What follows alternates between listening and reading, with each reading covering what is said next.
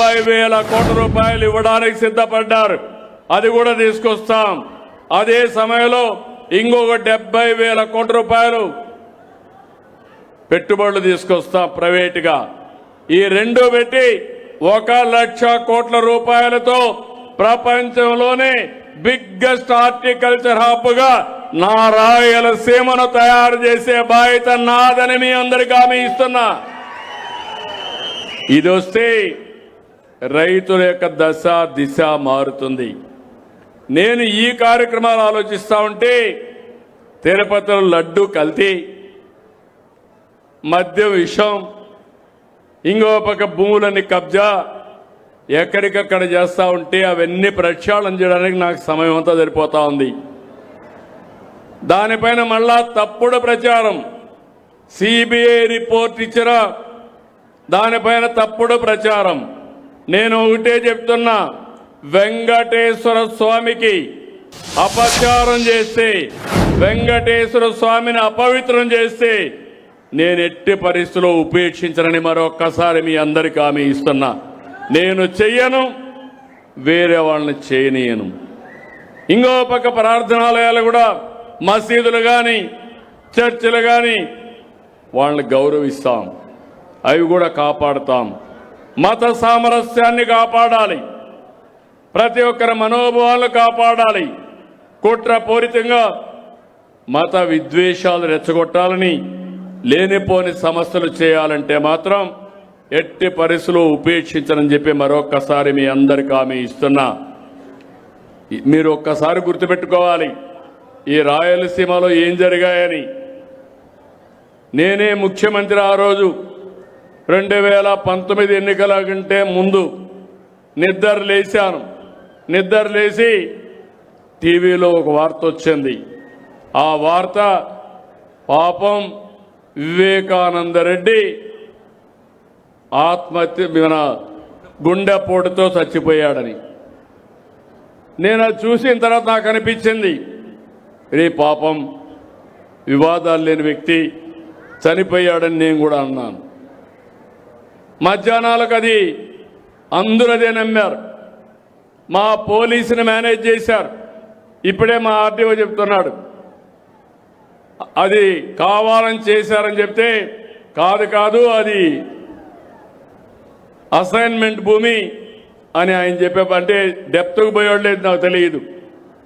అదే మరిగా ఆ రోజు చెప్పారు, గుండెపోటుతో చనిపోయాడని నమ్మించారు. అక్కడుండే అధికారులు మేనేజ్ చేశారు. మేనేజ్ చేసి ఎంత దారుణంగా చంపారో మీరు చూశారు. ఆ రోజు సునీత ఆ అమ్మాయి అడిగింది, మీరు పోస్ట్ మార్టం చేయండి, నాకు అనుమానం ఉందంటే నేను పోస్ట్ మార్టంకి ఆర్డర్ చేశాను. పోస్ట్ మార్టానికి పోతే తలంతా కూడా గొడ్డలతో విపరీతంగా నరికి ఆ బెడ్రూమ్ అంతా లాగి, బాత్రూంలోకి లాగి, గోడలు బెడ్ అంతా కూడా, కమ్మోడ్స్ అంతా కూడా బ్లడ్ అయిపోయింది. అది చూసిన తర్వాత అన్ని క్లీన్ చేశారు. మా ఆఫీసరు సాక్షులుగా వాళ్ళకి సపోర్ట్ చేశారు, ఏమీ లేదని. సాయంత్రం వచ్చాడు, ఆ అమ్మాయినే మేనేజ్ చేశాడు. మేనేజ్ చేసి ఏమంటాడు, మా నాన్న లేడు, చనిపోయాడు, ఇప్పుడు మా చిన్నాన్నే పెద్ద దిక్కు, మా చిన్నాన్న కూడా చంపేశారు, నేను అనాథనైపోయాను అన్నాడు. మీరు నమ్మారు, మీరు నమ్ముతారు, మీ మంచితనం అది. నమ్మిన తర్వాత నెక్స్ట్ డే ఏం చేశాడు, నారాసుర రక్త చరిత్రని నా చేతిలో కత్తిపెట్టి ఆయన చేసిన నేరాన్ని నా నెత్తిన దోహేశాడు. అది నమ్మారు మీరు. 2019లో ఓట్లేదు. దానివల్ల ఏం జరిగిందో ఒక్కసారి చూడండి. ఇప్పుడు ఎవరికి కూడా పేపర్లు ఉండవు, టీవీలు ఉండవు. నేరాలు చేయరు రాజకీయ నాయకులు, నేరస్తుల్ని పక్కన పెట్టుకోరు. అలాంటిది మీరు చూస్తే నేరాలు ఘోరాలు చేస్తూ, ఇప్పుడు ఆయన ఎవరినైతే మోసం చేశాడో సునీత లేటుగా తెలుసుకున్నది, నాకు అన్యాయం జరిగిపోయిందని. ఈయన ముఖ్యమంత్రి అయిన తర్వాత తెలుసుకొని ఇప్పుడు మొత్తం కోర్టు చుట్టూరు తిరుగుతూ ఉంది. అంటే ఒక వ్యక్తి ఎంత క్రూరంగా ప్రవర్తిస్తారో ఇది ఒక ఉదాహరణ మాత్రం. హెచ్చరిక చేయడం నా బాధ్యత. దాన్ని అనలైజ్ చేసుకొని సరైన మార్గంలో మనం ముందుకు పోతే రాష్ట్రానికి తిరుగు ఉండదు. ఇప్పుడు మీరు చూస్తున్నారు, తిరుమల లడ్డు పైన రాజకీయం చేస్తారు. ఏదైతే జరిగిందో దాన్ని కప్పిపుచ్చుకోవడానికి ఎదురుదాడి చేస్తారు. ఇది వాళ్ళ విధానం అని చెప్పి కూడా నేను మీకు తెలియజేస్తున్నా. నేను ఒకటే మీ అందరికీ విజ్ఞప్తి చేస్తున్నాను. నేను ఒకటే ఆలోచించాను. ఎన్నికల ముందు నేను చెప్పిన మాట నాకు ఎప్పుడూ గుర్తుంటుంది. సంక్షేమం ఇస్తాం, సూపర్ 6 ఇస్తానని హామీ ఇచ్చాను. ఈరోజు సూపర్ హిట్ చేశామా లేదా అని మిమ్మల్ని అడుగుతున్నా. చేస్తుంటే చేతుల పైకెత్తండి బాగా చేశారని. నా దగ్గర డబ్బులు లేవు, మాట ఇచ్చాను. అప్పుల మయంలో ఉంది. ఒక రోజుతో 2 రోజులతో పరిష్కారం అయ్యేది కాదు. ఎందుకంటే మీరు ఒక వ్యవసాయం చేస్తే పంట రావాలంటే ఎన్ని రోజులు పడుతుంది? ఒక పిల్లవాడు ప్రయోజకుడు కావాలంటే ముందు పెళ్లి చేయాలి, పిల్లవాడు పుట్టాలి, వాడిని చదివించాలి. మనకు చేదోడు వాదోడుగా రావాలంటే 20 ఏళ్ళు 25 ఏళ్ళు పడుతుంది. ఇప్పుడు పరిశ్రమ పెడితే నేను మొన్నే ఇక్కడ విండ్ ఎనర్జీ వచ్చింది. విండ్ ఎనర్జీ వస్తే ఇమ్మీడియట్గా పెట్టాను. ఇప్పుడే తొందరలో రాగలిగింది, ప్రొడక్షన్ కూడా వచ్చే పరిస్థితి వచ్చింది. ఏదైనా కొన్ని నెలలు పడుతుంది, కొన్ని సంవత్సరాలు పడతాయి. ఈ వారసత్వం తిరగరాయాలంటే, చేసిన విధ్వంసం నుంచి బయటపడాలంటే చాలా సమయం పడుతుంది. ఈరోజు మీరు చూడండి, మీ పట్టాదారు పాస్ పుస్తకాలు మార్చేశారు, మీ రికార్డులు మార్చారు. ఒక ముఖ్యమంత్రి 14-15 నెలలు నెలవారీగా రావాలి. రాకపోతే ఎవడో ఒక డబ్బులు తీసుకుంటాడు. డబ్బులు తీసుకుంటే ఈ ముఖ్యమంత్రి లాభం లేదు, మమ్మల్ని ఏది ఇస్తున్నారు, డబ్బులు తీసుకున్నారని మీలో అసంతృప్తి వస్తుంది. నేను చెప్పాలి, మళ్ళీ చేయాలి, చేయించాలి. ఇలాంటివన్నీ మీరు చూస్తే చాలా సమస్యలు క్రియేట్ అయినాయి. ఒక పక్క సంక్షేమాన్ని మళ్ళీ హామీ ఇస్తున్నా. నేను కష్టపడేది మీకోసరం, పేదవాళ్ళ కోసరం, పేదవాళ్ళకు అండగా ఉంటా. చెప్పిన సూపర్ 6 ఇవ్వడానికి అనునిత్యం కష్టపడతానని మరొకసారి మీ అందరికి హామీ ఇస్తున్నా. ఈరోజు మీరు చూసి తల్లికి వందనం, ఎంతమంది పిల్లలుంటే అంతమంది పిల్లలకి ఇచ్చాం. నిన్న మొన్న కొత్త ప్రోగ్రాం కూడా ఇచ్చాను మీకు. ఒకప్పుడు పాపులేషన్ కంట్రోల్ అన్నా, ఆపరేషన్లు చేసుకోమన్నా, ఇప్పుడు జనాభాని పెంచమంటున్నా. దానికి కారణం జనాభా తగ్గిపోతా ఉంది. అంతా వయసు మళ్ళిన వాళ్ళే తయారవుతున్నారు. ఒకప్పుడు పెద్ద కుటుంబం, సంపద ఉండే కుటుంబం అనుకున్నాం. అంటే జనాభా అనే కుటుంబమే సంపదగా ఆలోచించాం. ఇప్పుడు డబ్బుల మీద ఆశ మళ్ళీ ఇప్పుడు చూస్తే ఒకరే కావాలనే పరిస్థితికి వచ్చారు. నేను ఆ రోజు చెప్పింది, ఒకరు ముద్దు, ఇద్దరు వద్దు, ముగ్గురు అసలే వద్దని చెప్పాను. ఇద్దరు ఓకే అన్నాను. ఇప్పుడు అంటున్నా, ఒకరు వద్దు, ఇద్దరు ఓకే, ముగ్గురు ముద్దని నేనే చెప్పే పరిస్థితికి వచ్చాను. ఇవన్నీ కూడా 20 ఏళ్లలో 30 ఏళ్లలో. ఎందుకంటే కాలం మారింది, పరిస్థితులు తారుమారైనాయి. ఇప్పుడు మనం గుర్తుపెట్టుకోకపోతే రేపు రాబోయే రోజుల్లో మనం పనులు చేయాల్సింది మెషిన్ల కోసం పనిచేయాల, మనుషుల కోసం కాదు. చాలా దేశాలు ఈ అనుభవంలోకి వచ్చాయి. దేశాల్లో జనాభా తగ్గిపోయింది, కుటుంబాలు విచ్ఛిన్నం అయిపోతున్నాయి. మనం కూడా గుర్తుపెట్టుకోవాలి, పెన్షన్ కోసం కుటుంబం విడిపోతా ఉంది, ఇండ్ల కోసం కుటుంబాలు విడిపోతున్నాయి, రేషన్ కోసం కుటుంబాలు విడదీసేస్తున్నారు. నేను అందుకే ఆలోచించి పెద్ద కుటుంబానికి ఎక్కువ ప్రభుత్వ సహాయం చేయాలని ఒక నిర్ణయానికి వచ్చాను. తొందరలోనే వస్తాం. అప్పుడు మీరందరూ కలిసి ఉంటారు. కలిసి ఉంటే కలదు సుఖం, విడిపోతే అన్ని సమస్యలే. ఇప్పుడు పిల్లలుంటే స్కూలు తీసుకుపోవాలంటే మనుషులు లేరు, ఇప్పుడు అందుకే చాలా మంది పెళ్ళిళ్ళు చేసుకున్నాక పిల్లలే వద్దు, మేము ఉండేది ఇద్దరం, వీడిని ఎవరు చూసుకుంటారనే పరిస్థితికి వచ్చారు. అందుకే కొత్తగా ఒక రూల్ తీసుకొస్తున్నాను, అందరికీ పిలిపిస్తున్నాను.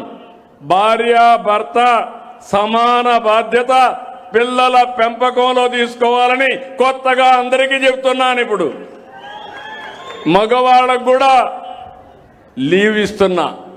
2 పిల్లలు 3 పిల్లలుంటే ప్రభుత్వ ఉద్యోగాలు చేస్తే ఒక 2 నెలలు వాళ్ళకు కూడా లీవ్ ఇస్తా. భార్యతో సమానంగా పిల్లల్ని పెంచే బాధ్యత తీసుకోవాలి. లేకపోతే ఆడవాళ్లే భారం అయిపోయి ఈ పిల్లలే వద్దు, నీకు బాధ్యత లేదనే పరిస్థితికి వచ్చారు. అదే మరిగా మీరు చూస్తే రైతు అన్నదాత 20,000 రూపాయలు ఇస్తున్నాం. మైక్రో ఇరిగేషన్ 90% డబ్బులు ఇస్తున్నాను. నీళ్లు ఇస్తున్నాం. హార్టికల్చర్ను అభివృద్ధి చేస్తాం. అదే మరిగా ఎక్కడికక్కడ టెక్నాలజీ ఉపయోగించి అగ్రి టెక్ ద్వారా ముందుగానే ఎలాంటి తెగులు వస్తుందో పసిగట్టే మార్గాన్ని కూడా మీకు అందరికీ ఇస్తున్నా. ఇవన్నీ చేసి మీ ఆదాయం పెంచుతాం. రైతే రాజు కావాలి, రైతు అప్పుల పాలు కావడానికి వీలు లేదు. అలాంటి కార్యక్రమాలు తీసుకున్నాను. ఇది కాకుండా ఇంకో పక్క మా ఆడబిడ్డలకి దీపం నేనే పెట్టా. మళ్ళీ ఈరోజు 3 సిలిండర్లు ఉచితంగా ఇస్తున్నా. మళ్ళీ ఇంకో పక్కన మీరు ఒకసారి చూస్తే స్త్రీ శక్తి ఆర్టీసీ బస్సుల్లో ఉచిత ప్రయాణ సౌకర్యం. ఎక్కడికి పోవాలన్నా దర్జాగా మీ ఆధార్ ఇచ్చేస్తే ఏ టెంపుల్కి పోవాలన్నా, ఏ మసీదుకి పోవాలన్నా, ఏ ప్రాంతానికి పోవాలన్నా ఫ్రీగా ప్రయాణం చేసి ఏర్పాటు చేశాను. ఒకప్పుడు తల్లిని చూడాలంటే భర్త పర్మిషన్ కావాలి, లేకపోతే డబ్బులు ఇవ్వాలి. ఇప్పుడు ఎవ్వరి పర్మిషన్ అవసరం లేదు. ఏ దేవాలయానికి పోవాలన్నా బస్సు ఎక్కి నేరుగా వెళ్ళిపోవచ్చు. అక్కడ కూడా ఉచితంగా భోజనం పెడుతున్నాం. మళ్ళీ అన్నదానం అన్ని టెంపుల్స్లో పెడుతున్నాం. దానికి కూడా ప్రక్షాళన చేస్తున్నాను. అంటే మీరు ఒక్కసారి గుర్తుపెట్టుకుంటే ఇదే ప్రభుత్వం 5 ఏళ్లు ఏ విధంగా ప్రయత్నం చేశారు, ఇదే ప్రభుత్వం ఈరోజు ప్రజల కోసం ఎట్లా అందుబాటులో ఉన్నాం గుర్తుపెట్టుకోవాలి. ఇప్పటి వరకు 50 కోట్ల మంది ఆర్టీసీ ఉచిత ప్రయాణాన్ని ఉపయోగించుకున్నారు, ఉచితంగా ప్రయాణాలు చేశారు. ఇంకో పక్కన నేను డిఎస్ఏ పెడతా అన్నాను, కానిస్టేబుల్స్కి ఇస్తా అన్నాను. చెప్పిన మాట ప్రకారం మెగా డిఎస్ఏ పెట్టా. పిల్లలందరికీ ఉద్యోగాలు క్రియేట్ చేయడానికి ముందుకు పోతున్నా. 20 నెలల్లో 6,58,000 మందికి ఉద్యోగాలు ఇచ్చిన ఘనత ఈ ఎన్డీఏ ప్రభుత్వానికే దక్కింది.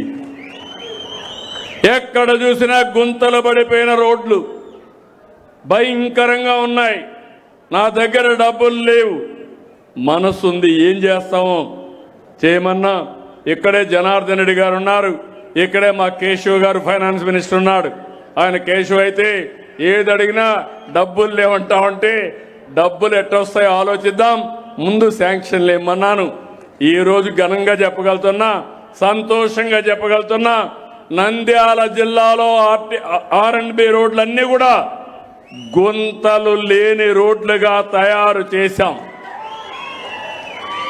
ఇంకా పంచాయతీరాజ్ రోడ్లో నాకు ప్రాబ్లం ఉంది. నేను పవన్ కళ్యాణ్ గారు మొన్న కూడా ఆలోచించాం.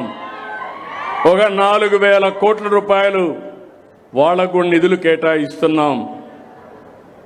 ఇవన్నీ కూడా మీరు గుర్తుపెట్టుకోవాల్సింది. ఆ రోజుకి ఈ రోజుకి పరిపాలన ఎట్లుందో మీరు గుర్తుపెట్టుకోవాలి.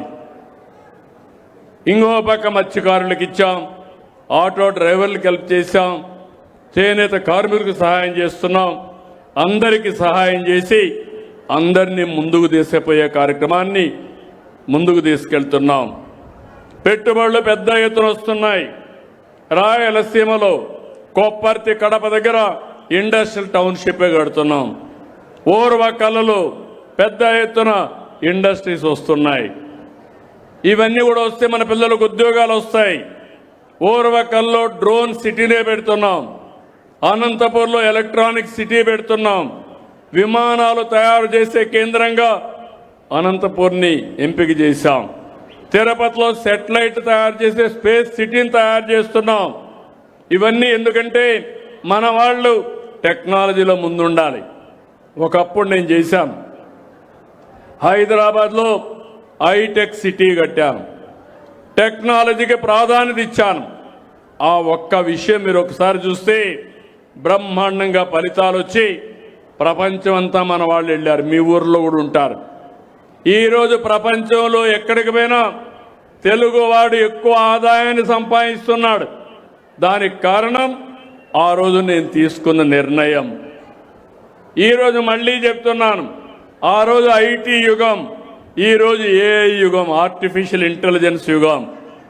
ఈరోజు మీ ఆరోగ్యం కోసం మీ పొలాన్ని పంట ఎక్కువ సాగు చేయాలన్నా, ఆధునిక పద్ధతులు ఉపయోగపడాలన్నా, ఎప్పటికప్పుడు తెగులు నివారించాలన్నా ఏఐ ద్వారా మీకు అన్ని విషయాలు చెప్పే పరిస్థితికి వస్తున్నాం. ఈరోజు మీ ఊర్లో ఎంత గ్రౌండ్ వాటర్ ఉంది.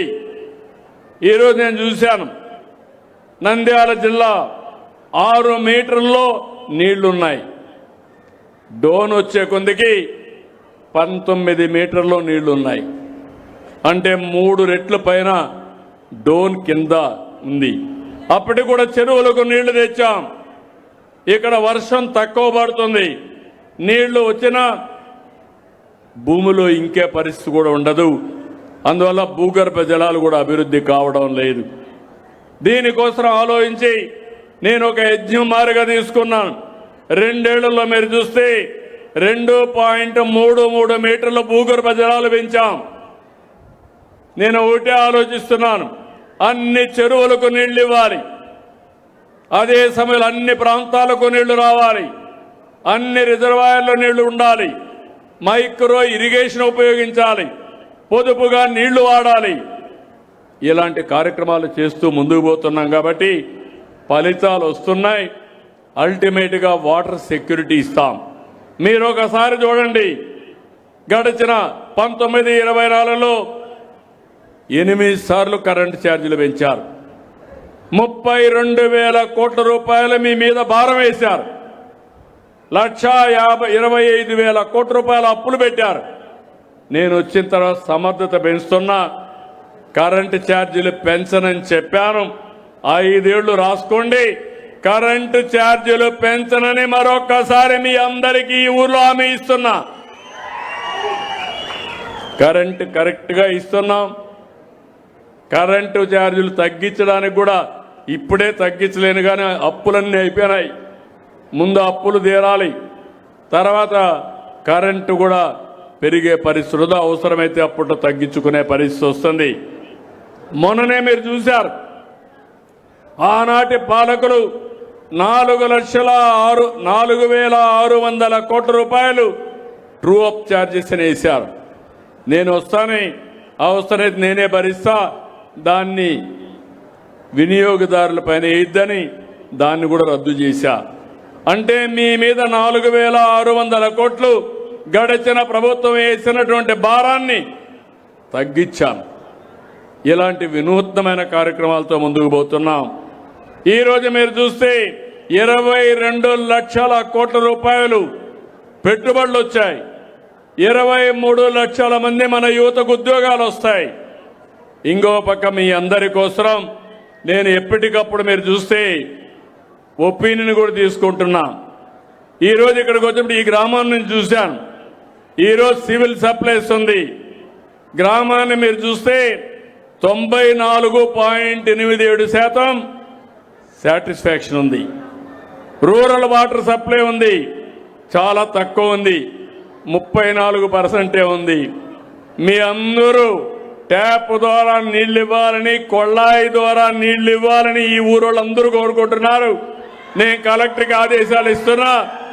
తప్పకుండా జేజేఎం కింద ఈ గ్రామానికి పూర్తిగా కొళ్ళాయి ద్వారా నీళ్లు ఇచ్చే బాధ్యత, కొళ్ళాయిలు ఇప్పించే బాధ్యత తీసుకుంటాం. ఇంకో పక్క పంచాయతీరాజ్లో 98% సాటిస్ఫాక్షన్ ఉంది.